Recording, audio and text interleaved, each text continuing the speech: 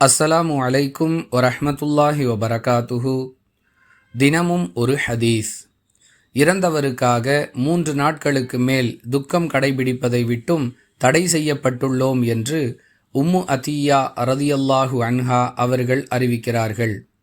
நூல் புகாரி, ஹதீஸ் எண் 313. அன்பிற்குரிய அல்லாஹுவின் நல்லடியார்களே, துக்கம் கடைபிடித்தல் என்றால் என்ன?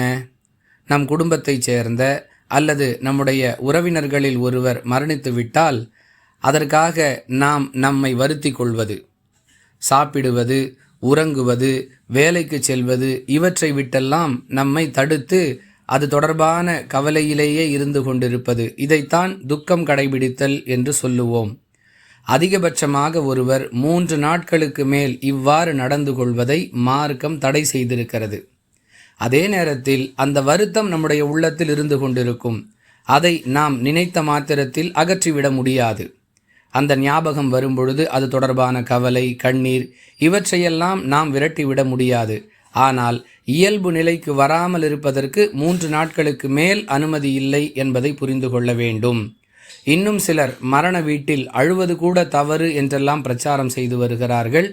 அந்த கருத்துக்கும் இஸ்லாத்திற்கும் எந்த சம்பந்தமும் இல்லை என்பதை பல சந்தர்ப்பங்களில் விளக்கியிருக்கிறோம். அல்லாஹுவின் தூதர் ஸல்லல்லாஹு அலைஹி வஸல்லம் அவர்கள் தன் மகனுடைய இழப்பிற்காக அழுதார்கள் என்பதை ஹதீஸுகளில் பார்க்கிறோம். எனவே அதற்கு மார்க்கத்தில் தடை இல்லை என்பதையும் நாம் விளங்கி கொள்ள வேண்டும்.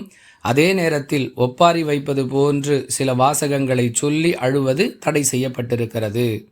வாஹிரு தஅவானா அனில் ஹம்துலில்லாஹி ரப்பில் ஆலமீன். அஸ்ஸலாமு அலைக்கும் வரஹ்மத்துல்லாஹி வபரகாத்துஹு.